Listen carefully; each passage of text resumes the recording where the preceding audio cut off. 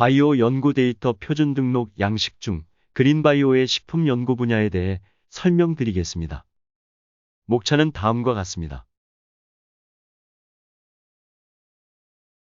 식품 연구 분야의 등록 양식이 나오기까지의 추진 경과를 말씀드리면 1차 회의에서는 성분, 기능성, 안전, 가공, 식품 및 생물 이렇게 5개 분야를 작업 대상으로 선정하였고 작업반원의 역할 분담을 논의하였습니다. 2차 회의에서는 성분, 기능성, 가공 분야에 대한 데이터 양식안을 검토하였습니다.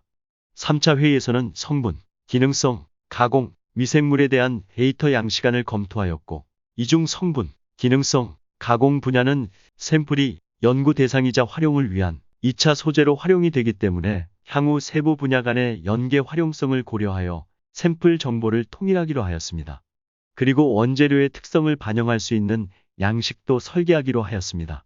식품미생물 분야 양식은 기존 생명자원 데이터 양식과 통합될 가능성이 제기되었고 안전 분야는 작업반원의 전문성을 고려하여 2단계 작업반에서 추진하기로 하였습니다. 3차 회의 이후에는 온라인 회의를 통해 의견을 모아 샘플 정보의 원재료 특성을 반영한 양식과 실험 정보, 실데이터 등 데이터 양식안을 확정하였습니다. 여러 차례에 걸친 작업반 회의를 통해 확정된 식품 연구 분야의 데이터 구조입니다. 프로젝트 정보와 샘플 정보는 공통이고 각 세부 분야마다 데이터 특성이 반영된 실험 정보와 실데이터 항목으로 구성되어 있습니다.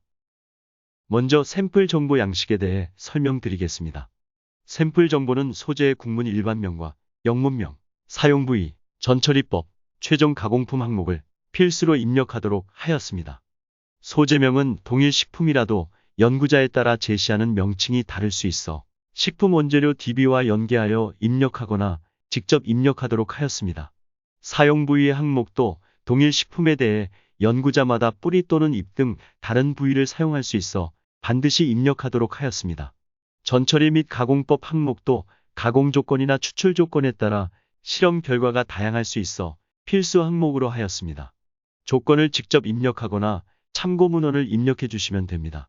그리고 수산식품일 경우 수집 지역의 정보와 연도, 암수 항목을 필수로 입력하도록 하였습니다. 오른쪽 표는 샘플 정보의 예시입니다.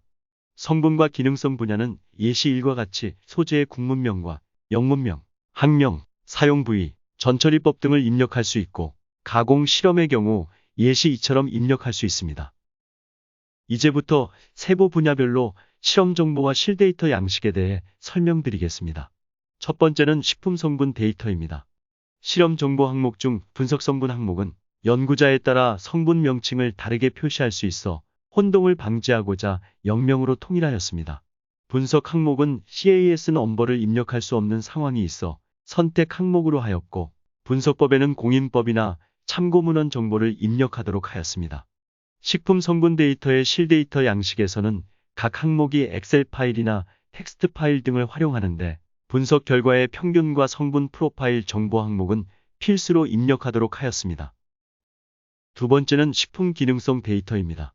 실험 정보 항목 중 모델 유형은 인체 대상 시험, 동물 실험, 세포 실험 중 가능한 값을 선택하도록 하였고 실험 그룹은 실험 대상이 속하는 집단이 실험군인지 대조군인지를 입력하도록 하였습니다. 평가 항목은 오믹스 등의 스크리닝 실험에서 하나의 기능성을 특정하지 않을 수 있으므로 선택 항목으로 처리하였습니다. 실데이터는 데이터 파일을 다양한 형태로 입력하도록 하였는데요. 유전체, 발현체, 단백체, 대사체 등의 오믹스 데이터 파일은 앞으로 구축될 데이터 스테이션에 업로드하는 파일의 링크로 대체 가능하도록 제한하였습니다. 마지막으로 식품 가공 데이터입니다. 실험 정보에는 평가 항목과 평가 방법 항목이 있는데요.